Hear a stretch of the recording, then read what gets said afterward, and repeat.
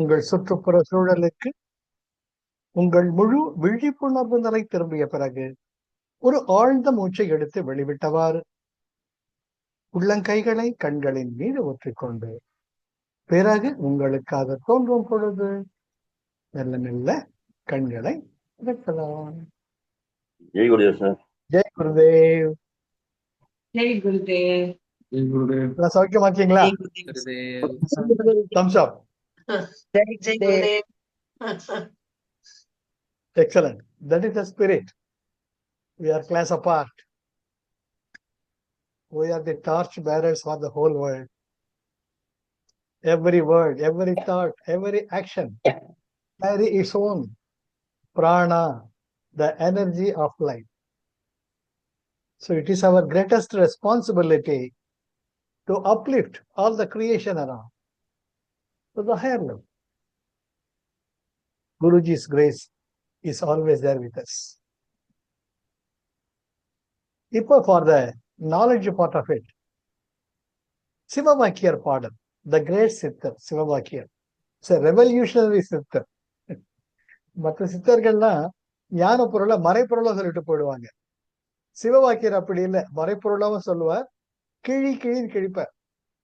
சிவாய ராம ராம ராம என்னும் ராம நாமமே சிவா சிவா சிவா என்னும் சிவானுடைய நாமம் அப்படின்ட்டு மதபேதங்கள் காட்டாம பிராணசக்திக்கு மட்டும்தான் அபிஷேகம் கொடுத்தார். இன்னைக்கு அந்த அவருடைய ஒரு பாடலை பார்க்கலாம். நாம் ஆடு நாடு தேடினும் ஆனை சேனை தேடினும் கோடி வாசி தேடினும் குறுக்கே வந்து நிற்குமோ ஓடியிட்ட பிச்சையும் உகந்து செய்த தர்மமும் சாடிவிட்ட குதிரை போல் தர்மம் வந்து நிற்கும். சிவபாக்கியர், தி கிரேட்டஸ்ட் சித்தர், அவர் சொன்னது அற்புதமான பாடல். அது என்ன பாடல்? ஆடு நாடு தேடினும். நம்ம சொல்லுவோமோ இல்லையோ, அசையும் சொத்துக்கள் அசையா சொத்துக்கள். அது போல எவ்வளவுதான் செல்வம் சேர்த்தாலும் ஆடு என்றால் மூவபிள், நிறைய காரு பங்களா இந்த ஏரோப்ளேனு எல்லாம் நிறைய சேர்த்து வச்சுக்கிறீங்க அட் யுவர் கமாண்ட். ஆடு நாடு தேடினும், நாடு என்றால் அசையா சொத்துக்கள், கூட கோபுரங்கள் மாட மாளிகைகள் எல்லாம் உங்க பேர்ல இருக்கு, சொத்து உங்க பேர்ல இருக்கு. ஆடு நாடு தேடினும், இதெல்லாம் கஷ்டப்பட்டு நீ சம்பாதிச்சு அனுபவிக்கலாம்னு வச்சுட்டு இருந்தாலும், ஆனை சேனை தேடினும், இந்த சொசைட்டில ஒரு கௌரவம், ஒரு கெத்து, இன்னாருன்னு எல்லாரும் எழுத நிக்கணும். அது அன்பாலேயா பயத்தாலேயா அது வேற விஷயம். ஆனை என்றால் கம்பீரமாக நகரக்கூடிய ஒரு அற்புதமான விலங்கு. சேனை, படை பரிவாரங்கள், வாழ்க வாழ்க வாழ்க வாழ்கன்னு கோஷம் போடுறதுக்கு. ஆக ஆடு நாடு தேடினும் ஆனை சேனை தேடினும், எனக்கு மட்டும் இருந்த பத்தாது, என்னை எல்லாரும் கையெழுத்து கும்பிடணும், என்னை எல்லாரையும் வாழ்க வாழ்கன்னு சொல்லணும், போற்றி போற்றி சொல்லணும்.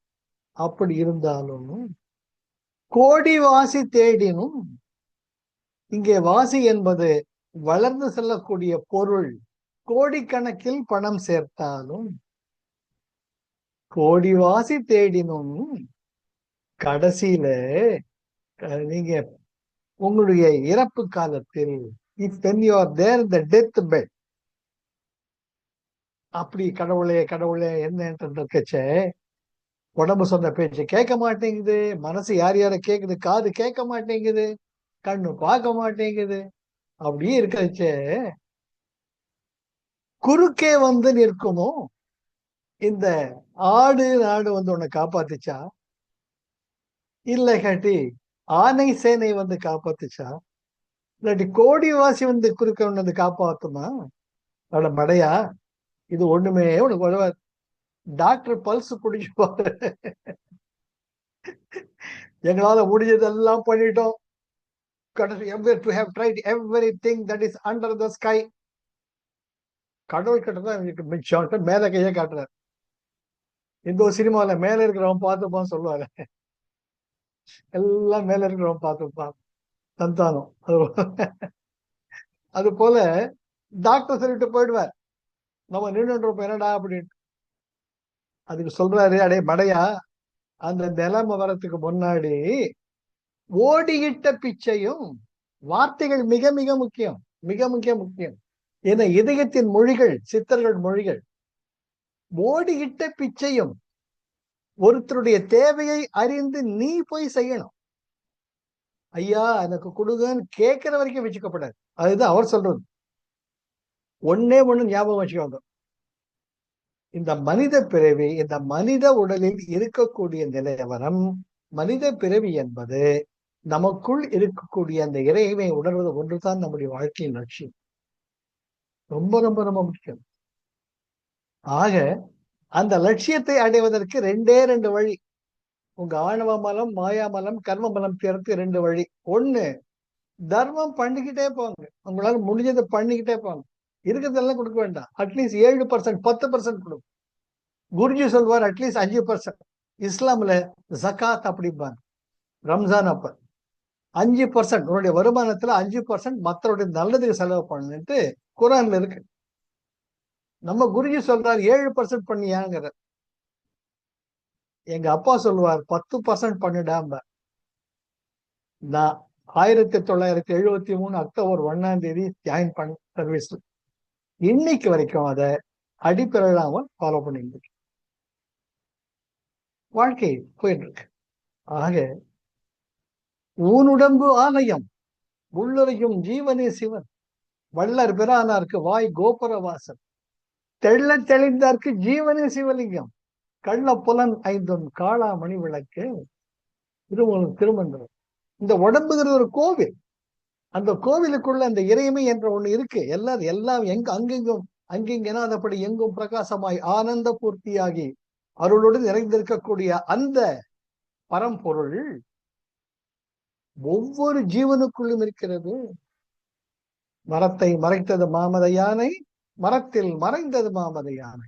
பரத்தை மறைத்தது பார்முதல் பூதம், பரத்தில் மறைந்தது பார்முதல் பூதம். தானே அனைத்துமாய் அனைத்தும் தன்னுள் ஒடுக்கி இருக்கக்கூடிய அந்த பரம்பொருள், அந்த பசி, அதுதான் வள்ளலார் சொன்ன ஜீவகாருண்ய ஒழுக்கம். உனக்குள் இருக்கக்கூடிய இறைமையை நீ உணர வேண்டுமானால் மற்ற உயிர்களுடைய பசியை ஆற்றுவதற்கு முயற்சி செய். பசி என்பது தான் ஓரறிவு முதல் 6 அறிவு படைத்த உயிர் வரைக்கும் எல்லாத்துக்குமே பொதுவானது. ஐயோ பசிக்குது, பசி வந்துட 10 12 யாராச்சும் கொடுக்க மாட்டாங்களா கடவுளை? அந்த கண்களை, அதான் விவேகானந்தர் எப்பவும் சொல்லுவார், ஒரு உயிரின் கண்களை பார்.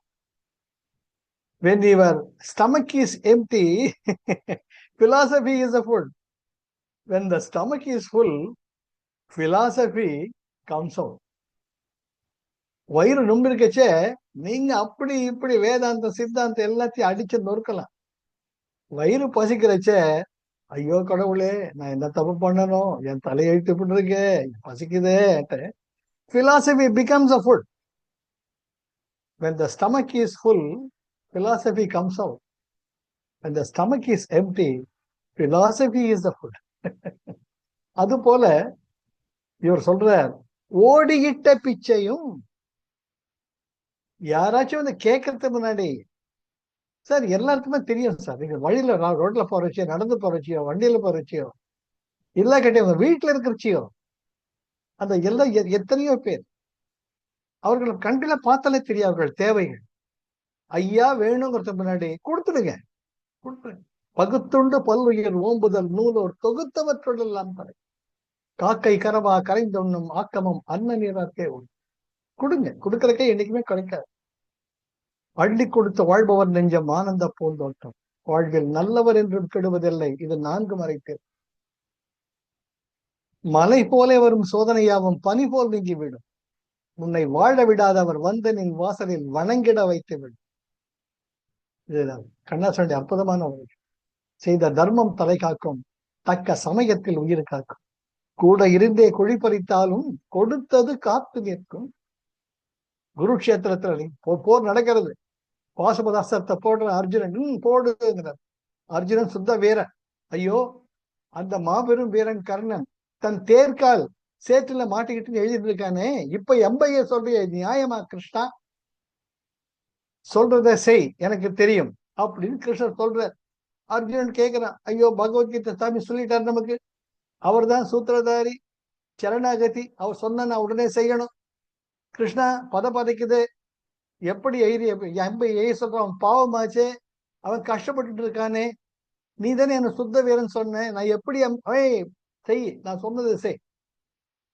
சரி அம்பு எஞ்சிடுறோம். அம்பு நேரம் அவர் மார்க் பறிச்ச கர்ணன் ஒன்று கீழ் அடிப்படும். சரி, இன்னும் தன்னுடன் அவனை ஐக்கியமாக்கி கர்ணன் மாதிரி ஒரு கொடைவள் யாருமே கிடையாது. கொடைக்கு பேர் அத்தாரிட்டியே கர்ணன் தான். அந்த கர்ணன் தான் ஒரு சமயம் ஒரு பெரிய தங்க கிண்ணத்துல வைர வைடூரியங்கள் நவரத்னங்கள் பொதித்த அந்த கிண்ணம், அதை இடது கையில வச்சுட்டு வலது கையில் தனக்கு எண்ணெய் தலை தேய்ச்சிட்டு இருக்கான், தலைக்கு எண்ணெய் தேய்ச்சிட்டு இருக்கான். அப்ப கிருஷ்ணன் வர்றார் அந்த பக்கம். ஹே கர்ணா, ரொம்ப ஜோரா இருக்கேன், இது எங்க வாங்குறேன், யாரு கொடுத்தா? என்ன கிருஷ்ணா, உனக்கு தெரியாததா? இல்லை, எனக்கு அது வேணுமே கூட. உடனே அதை இடது கையில கொடுக்கிறார் கர்ணன். கிருஷ்ணர் கேட்கிறார், என்னடா தர்மம் பண்றது வலது கையில எல்லாம் பண்ணணும், அது தரடா முறை, இடது கையில கொடுக்குறியே. அப்ப ரெண்டு கையும் கும்பிட்டு கர்ணன் சொல்றான், கிருஷ்ணா உனக்கு நீ சூத்திரதாரி, என்னுடைய வினைப்பயன் சேரா இடத்துல சேர்ந்திருக்கேன், அதான் உன்ன தெரியாம போக, இந்த இடது கையில இருந்து வலது கைக்கு மாத்தி வலது கையில உன்னை கொடுக்கறதுக்கு முன்னாடி என் பாழா பண்ண மனசு எப்படி மாறும்னு தெரியாது. அதுக்கு முன்னாடி நீ கேட்ட உடனே கொடுத்துட்டு எனக்கு நிம்மதி. அப்படி கொடுத்த மிகப்பெரிய வள்ளல் கர்ணன். அந்த கர்ணனுடைய தர்மம் குறுக்க நிக்குது, தர்ம தேவதை. கர்ணனுடைய உயிர் போறதில்லை. பாக்குறார் கிருஷ்ணன், நானே ஒண்ணுமில்லாம போயிட்டனே, இது என்னடா வம்பா இருக்க. தர்ம தேவதை சொல்றாங்க, முடியாது, அவன் என்னுடைய குழந்தை, தங்களுடைய பிரதிநிதியாக நான் இருக்கிறேன், நான் அவனை காப்பாற்றுவது என்னுடைய தர்மம். என் கூட சண்டை போட்டு என்னை வென்றுட்டு நீங்க கர்ணன் எடுத்துக்கோங்க, முடியாது, கொடுக்க முடியாதுங்கிறப்ப கண்ணன் செயலிழந்து போகிறான். கர்ணன் சூத்திரதாரியாச்சு, அவருக்கு தெரியாதுதான். உடனே ஒரு யாச்சகன் போல வேஷமிட்டு ஒரு பிச்சை எடுக்கிற மாதிரி கர்ணா அவர் பாக்குறார், ஐயோ நான் இந்த குருக்ஷேத்திரத்துல அடிபட்டு கிடக்குறேன், நீங்க வந்திருக்கீங்க யாசிக்கிறீங்களே, நீங்க நான் என்ன இருக்கு என்கிட்ட கொடுக்கறதுக்கு, நீ செய்த தர்மம் எல்லாம் இருக்கு, அதுவாவது எனக்கு தார வார்த்தை கூட. அடாடா நல்ல காலம், என்கிட்ட இருக்கிறத கேட்டீங்களே, உங்களுக்கு கோடி அனந்த கோடி நமஸ்காரம், உடனே வாங்கன்னுட்டு அந்த அம்பை பீக்கும் பொழுது ரத்தம் பீறிட்டு வருகிறது. அந்த ரத்தத்தை தன் கையில் வாங்கி, உள்ளங்கையில் வாங்கி, அந்த யாச்சகர் கையில் நான் செய்த தர்மம் தங்களுக்கு தாரை வார்க்கிறேன் என்று சொல்லும் பொழுது தர்ம தேவதை செயலிழந்து போய்விடுகிறார். தர்ம தேவதை கிருஷ்ணனை சுத்தி வணங்கிட்டு, நீங்க மகானுபவன் சூத்திரதாரி, என்ன கூட இப்படி சுத்தி விட்டுட்டீங்களே, என் பிள்ளையை இப்படி பாடா படுத்துறீங்களே, நியாயமாட்டு கதறி அழறாங்க. யாரு? தர்ம தேவதை. அப்ப சொல்றாங்க, யாருக்கும் கிடைக்காத மிகப்பெரிய பேரு கர்ணனுக்கு நான் தருவேன்ட்டு விஸ்வரூப தரிசனம் கொடுக்குற. சோ விஸ்வரூப தரிசனம் கிடைச்சவங்க இந்த மகாபாரதத்திலேயே ஒண்ணு பீஷ்மர், இன்னொன்னு கர்ணன், இன்னொருவர் திருதராஷ்டிரன். திருதராஷ்டிரன் கெட்டவன் கிடையாது, அவனுக்கு கண்ணு இல்லை, அதனால புத்தி இல்லை, சொல்வார் பேச்சு கேட்டு கெட்டவன். ஆனால் அவனுக்குள் இருந்த நியாயம், அதை கிருஷ்ண பரமாத்மா மதிக்கிறார். அப்பதான் கிருஷ்ணன் தூது அப்ப அவனுக்கு கண்களை கொடுத்த விஸ்வரூப தரிசனத்தை காட்டு. அது போல கர்ணனுக்கு விஸ்வரூப தரிசனம் காட்டினப்ப கர்ணன் சொல்றார், இதை விட மகாபாகியம் இருக்குமா கண்ணன், இப்பேற்பட்ட ஒரு அற்புதமான ஒரு தரிசனத்தை கொடுத்து உனக்கு அனந்த கோடி நமஸ்காரம்ன்றப்ப நீ என்னுடன் வந்து சேருவாய் என்று அருள் பண்ற. ஆக சிவவாக்கியர் சொல்றார், ஓடியிட்ட பிச்சையும். ஒருத்தருடைய தேவைகளை அறிந்து போய் கொடுக்கணும் சார், பசிக்கிறவனுக்கு தான் நீ கொடுக்கணும். அன்னதானம்னு பண்ணிட்டு நான் திருவண்ணாமலையில் கிரிவலம் எல்லாம் போயிருக்கிறேன். இது தமாஷா இருக்கும். அதாவது நமக்கும் தெரியாம நம்ம நிறைய பாவம் செய்யறோம். கிரிவலம் போறச்சே நிறைய பேர் அன்னதானம் பண்ணிட்டு இருப்பாங்க. அவங்க எதுக்கு பண்றாங்க? பசித்த உயிர்களுக்கு பசியாற்றுதல் மிகப்பெரிய ஒரு தர்மம். அதுதான் வள்ளல சொல்ற ஜீவகாருண்ய ஒழுக்கம். ஆனா இவங்க என்ன செய்வாங்க, அந்த பாக்கு மட்ட தட்டை எல்லாம் வாங்கிக்கிட்டு அதை டேஸ்ட் பண்ணுவாங்க.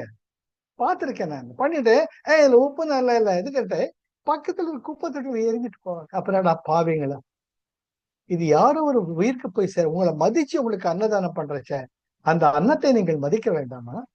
இயற்கை எண்ணெய் கொடுத்த அந்த அன்னத்தை புசிக்க வேண்டாமா?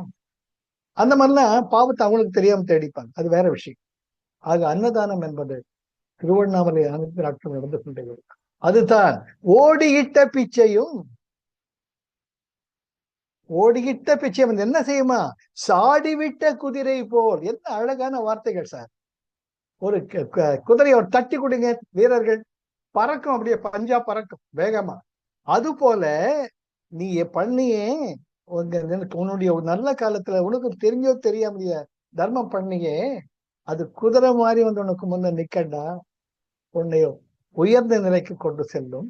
அதனால் மற்றவர்களுக்காக காத்திருக்காமல் காற்றுள்ள போதே தொற்றிக்கொள். உனக்கு வாய்ப்பு இருக்கும் பொழுதே உன்னிடம் இருப்பதை பகிர்ந்து கொள். திருவள்ளுவர் தான் சொல்றார், அன்பின் வழி நடந்து தர்ம அர்த்த காம மோட்சம் அறம் பொருள் இன்பம் வீழ் அறவழியில் பொருள் ஈட்டி அன்பு வழியில் அதை அனைத்துடன் பங்கு யாரு ஒருவன் பங்கு பெற்று வருகிறானோ, பகிர்ந்து உண்கிறானோ, அவன் கோவிலுக்கு செல்ல வேண்டியதில்லை, இறைமை அவனை தேடி வரும். நான் சொல்லல, திருவள்ளுவர் சொல்ற. ஆகிய பாடல் மறுபடியும் பார்க்கலாம். ஆடு நாடு தேடினும் ஆனை சேனை தேடினும் கோடிவாசி தேடினும் குறுக்கே வந்து நிற்குமோ, ஓடியிட்ட பிச்சையும் உகந்து செய்த தர்மமும். ரொம்ப முக்கியங்க, உகந்து செய்த தர்மமும். ஒருத்தர் நல்லா இருக்கணும்ட்டு நெஞ்சார இதயபூர்வமா நல்லா எடுத்துக்கோங்க சார், கொடுங்கன்ட்டு நான் எப்பவுமே சொல்லுவேன். இந்த எத்தனையோ பேர் இருக்காங்க, சுகாதார வயது முதிர்ந்தவர்கள் இருக்காங்க, எத்தனையோ ஆசிரமங்கள் இருக்கு. பழைய துணிகளை கொடுக்காதீங்க, புது துணி வாங்கி கொடுங்க. உங்களால இயல இல்லையா அப்ப கொடுங்க, உங்களால முடியும். உதவாதது, சொத்தை சொடக்கு தொடச்சு போடுறது, இதெல்லாம் சேர்த்து தர்மம் பண்ணிருக்கேன் சார். நானு சுனாமி எல்லாம் வந்தப்ப I was one of the volunteers in the Art of Living in 2026. I mean 2004. அப்பதான் சுனாமி வந்தது. அந்த சுனாமி காலத்துல நான் வீடு வீடா போய் கேட்டிருக்கேன் துணி எல்லாம். 2004 நல்லா ஞாபகம் இருக்கு, அந்த டிசம்பர் மாசம். அப்ப என்னன்னு வீட்டை உதவாததெல்லாம் தூக்கி ஒரு மூட்டையில கொடுப்பாங்க. அண்ணா நகர்ல அந்த நியூரி டவர்ஸ் அங்கதான் உட்காந்து எல்லாம் பிரி பண்ணாங்க. லேடிஸ் ட்ரெஸ், ஜென்ஸ் ட்ரெஸ், அது போல பார்த்தா கிழிஞ்சு போனது, உதவாதது, அதுவே பெரிய மலமாறன்னு நான் யோசிச்சு பாருங்க. இதெல்லாம் தர்மங்கிற பேர்ல கொடுத்துருக்காங்களே, இவங்களை என்ன நினைக்கிறது? ஆனா பரவாயில்ல சார். ஆனால் ஒருத்தருக்கு மனமாற கொடுக்கறச்ச ஒரு புது துணி வாங்கி, எத்தனையோ துணி வாங்குறீங்க, எடுக்கிறீங்க, நீங்க உபயோகப்படுத்த கொடுக்காதீங்க. அதுல ரெண்டு இருக்கு. நீங்க உபயோகப்படுத்த துணியில வந்து your vibrations are there. It may be misused, never ever forget it. நீங்க யூஸ் பண்ண டம்ளர், நீங்க யூஸ் பண்ண தட்டு, நீங்க யூஸ் பண்ண ட்ரெஸ், இதெல்லாம் better you burn it or put it in the dustbin. யாருக்கும் உபயோகப்படுத்துற மாதிரி கொடுக்காதீங்க. Your vibrations are there. These are very subtle things. There are so many levels of existence. ஆக உகந்து செய்த தர்மமும் சந்தோஷமா கொடுங்க. கண்ணு இந்த வாய்க்கும், நல்லா படி, ஒருத்தர் எஜுகேஷன் கொடு, படிக்கிறதுக்கு கொடுங்க, ஒருத்தருடைய தேவைகளுக்கு கொடுங்க, ஒரு பசியத்தை பண்ணிங்கன்னா அந்த தர்மம் உங்களுக்கு நின்று உங்களுக்கு நல்ல வழி காட்டும், ஒரு உயர்ந்த கதிகை கொடுக்கும். உங்களுடைய இறைமையை நோக்கி நீங்கள் சொல்ல அது உங்களுக்கு உகந்ததாக இருக்கும். சிவவாக்கியை சொல்றேன். இப்ப பார்க்கலாம். ஆடு நாடு தேடினும் ஆனை சேனை தேடினும் கோடிவாசி தேடினும் குறுக்கே வந்து நிற்குமோ, ஓடியிட்ட பிச்சையும். அழகான வார்த்தை, ஓடியிட்ட பிச்சையும் உகந்து செய்த தர்மம். இந்த ஓடியிட்ட பிச்சையும் அப்ப ஒரு தமாஷ். நான் கோயிலுக்கு போவேன், மாத்தாண்டி டீச்சர் தான், அவர் கூடவே வருவார். சார் கோயிலுக்கு போறச்சு தர்மம் பண்ணாதீங்க. என்னையா இருக்கு சார்? பிச்சைக்காரங்க உட்காரு இல்ல சார், நீங்க ஒரு முறை கையை நீட்டி பாருங்க, அப்ப தெரியும். கையை நீட்டவே முடியாது, உடம்பு கூசி குறுகும். குருஜி இந்த ட்ரைனிங் எல்லாம் கொடுத்துருக்காரு, அருணுக்கும் தெரியும். பிச்சை எடுக்கணும், குருஜி சொல்லுவார், கோ அண்ட் பெக். அப்பதான் உங்களுடைய ஈகோ வில் பி ஷேட்டர்ட். உங்க ஈகோ இருந்து எல்லாம் தடம் எல்லாம் தெரியும். ஐயா பசிக்குதுன்னு கையை நீட்டுங்க, அப்பதான் உங்களுக்கு செம்ம அடி விழும். அந்த அடியை பொறுத்துக்கோங்க. அது உங்களை மேல்நிலைக்கு எடுத்து சொல்லுங்க. நம்ம குருஜி சொல்லுவார், நாங்க எடுத்திருக்கேன். பெங்களூர் தெருவில் பிச்சை எடுத்திருக்கேன். எடுக்க வைப்பார் குருஜி, எடு பிச்சை எடு ஐயான்னு ஒருத்தர் காதல் விட்டு சொல்லிருக்கு, ஐயோ நல்லா இருக்காரு அவரு, நல்ல ட்ரெஸ் எல்லாம் போட்டிருக்காரு, என்னைய தெரியல இருக்கு வந்து கேட்ட காலம் பிச்சை எடுத்துட்டு இருக்கிறாரு, 10 ரூபாய் கொடுத்தவங்க இருக்காங்க. இந்த year 2006 January 1 January 1 2006 it was one of the training given by Guruji. Go and beg in the streets, get your ego shattered, then only you will be the fit instrument to express myself. அதுபோல அந்த ego நம்மளை தடுக்கும். அந்த பிச்சை எடுக்கிறதுக்கு அவ்வளவு பெரிய காரியம். அத ஃப்ரெண்டு சொல்றார், சார் கோயிலுக்கு போறது தர்மம் பண்ணாதீங்க, நீங்க செஞ்ச தர்மம் எல்லாம் போயிடும், கோவிலுக்கு போயிட்டு வந்ததுக்கு அப்புறம் வெளியே வரைச்சு கொடுங்க, அதான் நல்லது. நான் நினைச்சேன், அடப்பாவி, கடவுள் இதெல்லாம் லா போட்டிருக்காரு, உள்ள போறச்ச கொடுக்காத வெளியே வரைச்சு கொடுன்ட்டு. உனக்கு வாய்ப்பு இருக்கிறச்சியே கொடு. இதெல்லாம் நீங்க இந்த நடைமுறையில பார்த்தவங்க. சின்ன குழந்தைங்க என்ன பண்ண, பசிக்கிறச்சுதான் கேட்கும். நீங்க யோசிச்சு பாருங்க, நீங்க ஒரு தீபாவளியோ கிருஷ்ண ஜெயந்தியோ குலாப் ஜாமுன் பண்ணிருக்கிறீங்க, சாமிக்கு படைக்கணும். சரி, அந்த குழந்தை சின்ன குழந்தை கள்ளங்கபடம் இல்லாம கோடு குடுன்னு ஓடி வருது, அம்மா குலாப் ஜாமுன் கொடு. அவங்க பாட்டி இருக்கிறாங்க, இப்ப கேட்காத, சாமிக்கு படிச்சதுக்கு அப்புறமா கேளு. இதெல்லாம் வாழ்க்கையில அனுபவிச்சவன் தான், என்னுடைய வாழ்க்கை. அந்த குழந்தை அப்புறம் நாங்கெல்லாம் சாமி எல்லாம் கும்பிட்டுட்டு குலாப் ஜாமுன் சாப்பிடலான்னு பார்த்தா அந்த பாப்பா தூங்கிடுச்சு.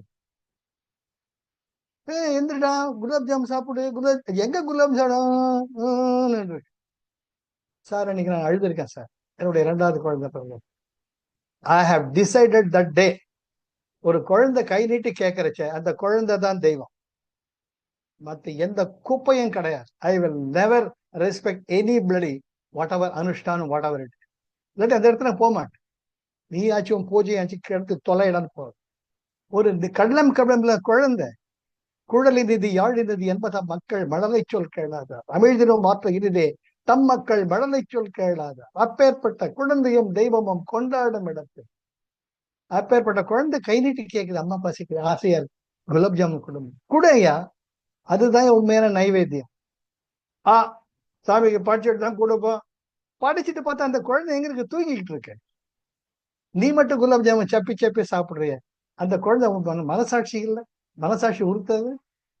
அப்ப நீ இறைவனை கும்பிட்டு என்ன கும்பிடாம இருக்க? அது என்னுடைய தாத்பரியம், அது என்னோட தத்துவம். எந்த ஒரு குழந்தை எந்த ஒரு ஜீவன் பசின்னு கை நீட்டுறச்ச அந்த கை நீட்டத்துக்கு முன்னாடி அந்த கை நீங்க வாங்கி கொடுங்க.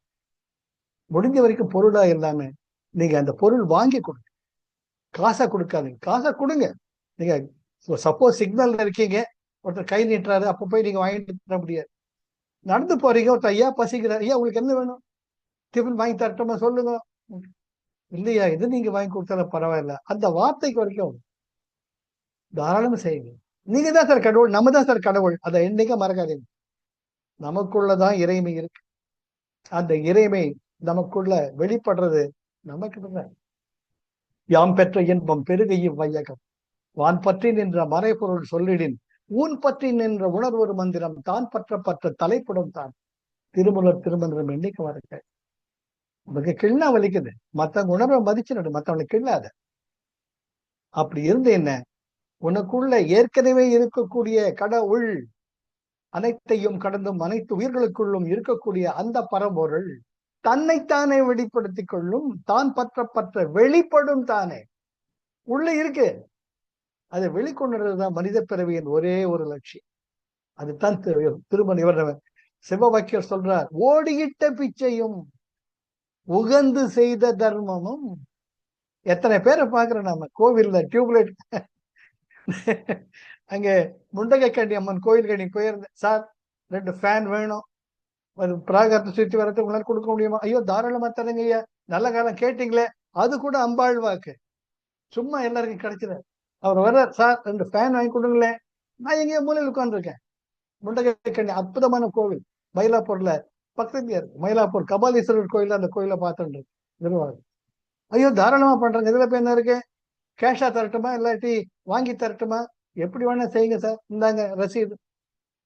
அது ஒரு டியூப்லைட் சுத்தி வர்றார், இந்த கோயில் இதெல்லாம் பண்ணிருக்கோன்ட்டு. அந்த பிராகாரம் இருட்டா இருக்குது, ஆனா டியூப்லைட் எரிஞ்சுட்டு இருக்கு. என்ன இவ்வளவு இருட்டா இருக்க? அந்த டியூப்லைட்டை பாக்குறேன்.